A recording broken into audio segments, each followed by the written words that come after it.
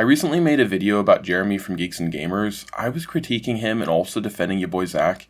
It seemed many people in the comment section thought I was a purple-haired SJW or something. My issue with people like Jeremy or Eric July is that they have tricked large swaths of right-wing nerds into thinking that they share their values, when in actuality they don't, and in some cases these creators may even find their fans reprehensible. The reason I like your boy Zack, even though I disagree with him from time to time, is because he genuinely says what he feels, even if that means his audience will leave him. Also, he seems to be very pensive, and he looks at things in a different way than most. I saw this video that Jeremy from Geeks and Gamers made about Halo, and it illustrates my point perfectly. It was this video here. When looking at this thumbnail, what would you think? You'd assume that Jeremy is a conservative, and that he believes this individual over here is woke because she's a lesbian and has pronouns in her bio. If you're a conservative like me, this may make you believe that Jeremy's on your side. Truthfully, he's not. Something these guys say a lot is don't give money to people that hate you.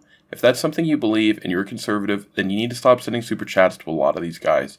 Let's get back to Jeremy's video though. We've discussed the ideas he's trying to convey with his thumbnail. Let's see what he's saying about the video. I agree with a decent amount of the things he said. Here he says, Master Chief was the most identifiable icon in gaming, right with Mario. And then everything kind of fell apart after Halo 3. I mean, I liked Reach. A lot of people liked Reach, but a lot of people didn't like Reach. But that's where you started to see the divide within Halo fans. And then 343, and it just, everything fell apart. I prefer Reach, but as Jeremy pointed out, I do remember there was a divide between the fans at this time. There's also this new Halo sandbox, which they're going to use to make a few new games. They've released some footage and still shots, something Jeremy touched on in his video, and I found this commentary absolutely hilarious. And then this is the render that they showed, and I saw a lot of people going crazy over this. I don't think this looks great. Now, I understand it says work in progress, so I do understand that, but just overall, I don't think this looks great. This image, the other stuff that they showed does look cool, but Chief does not look cool right here, in my opinion. He looks cool as hell right here. But the rest of the images they showed us are pretty cool. You know, these do look really good. And I mean, that is freaking awesome right there. That looks fantastic. But you cannot get overly excited about this because we've been bitten way too many times as fans. Jeremy says he liked everything he saw except this image. Chief does not look cool right here, in my opinion. He looks cool as hell right here. Bro, are you retarded? You're comparing a still shot to a promotional poster. Those are completely different things. And what do you mean by you don't like this? Does a pose bother you? Do you want it to be more dynamic? Or are you saying that the background seems uninspiring compared to that of the promotional poster that you compared it to? You really need to elaborate here. That is, if you're capable of elaborating. Anyway, Jeremy liked all the other images though. So in terms of actual video games, he doesn't have any complaints at all. This isn't an artistic critique or a review, it's just a political video. Because the only thing that really bothers him isn't actually the gameplay or the graphics, it's politics. And to be clear, it's not the politics of this developing game, because there aren't any yet, but it's of an employee at the company. Freaking awesome right there. That looks fantastic.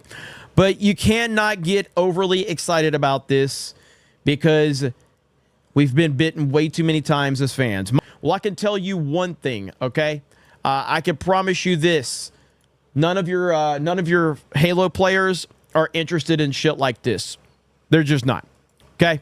None of your Halo players are interested in garbage like this. So if you keep pushing this stuff out, nobody's going to play it.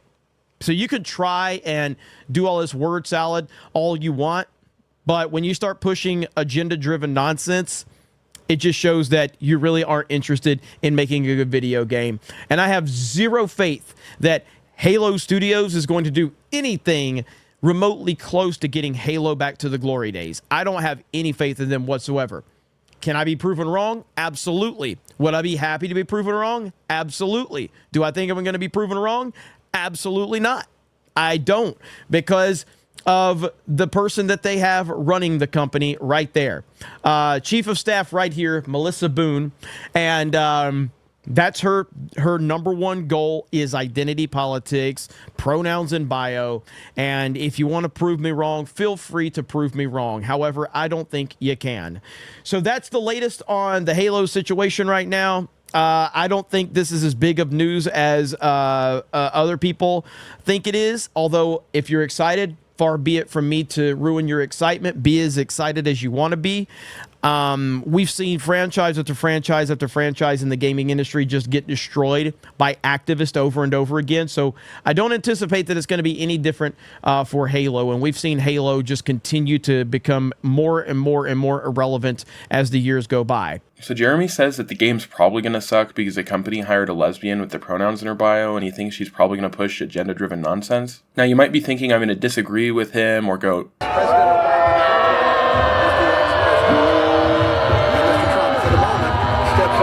but no, actually, he's probably right. Just looking at how much virtue signaling this employee is doing, it's kind of hard to see that go any other way. I mean, it depends on how much influence she has on the game. So I'm not saying that, Master Chief is going to become transgender or something. But, I think that she's going to affect the company in some way. Sure, that's fair. Now, you might go, then JJ, what's the whole problem? Why are you even making this video? And let me show you why, and that's because Jeremy is a lying hypocrite. So there's basically two assertions he's making about this employee. One is that she's going to virtue signal and she's going to affect the company in some way, and that B, the changes that she puts into place are going to negatively affect the company's revenue and also the quality of their product. Those are the two assertions, so that she's going to make a change and that B, the changes are going to be bad. Now that's what Jeremy's saying, but the reason why he's lying is because he doesn't actually believe that.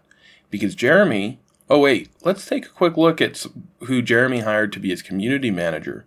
This is a person who's basically in charge of his social media, a lot of his PR.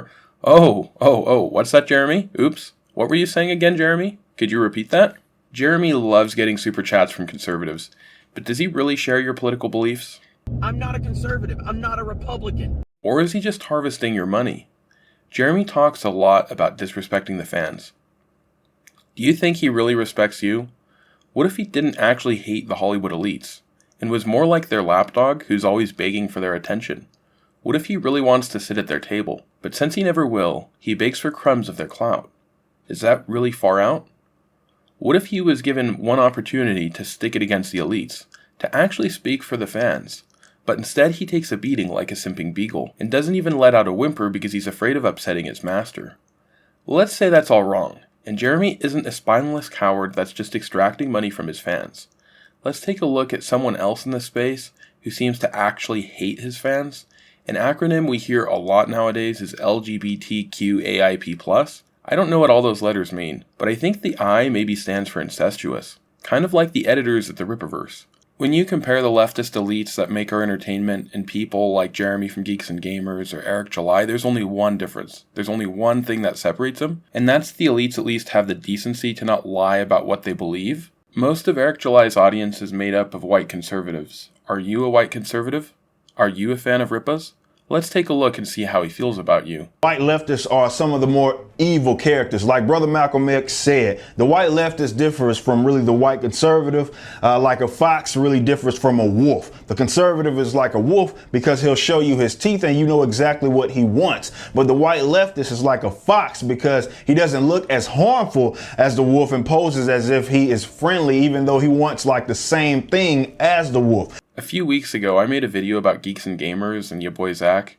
Some say, why defend your boy Zack if he's a little more to the center than you?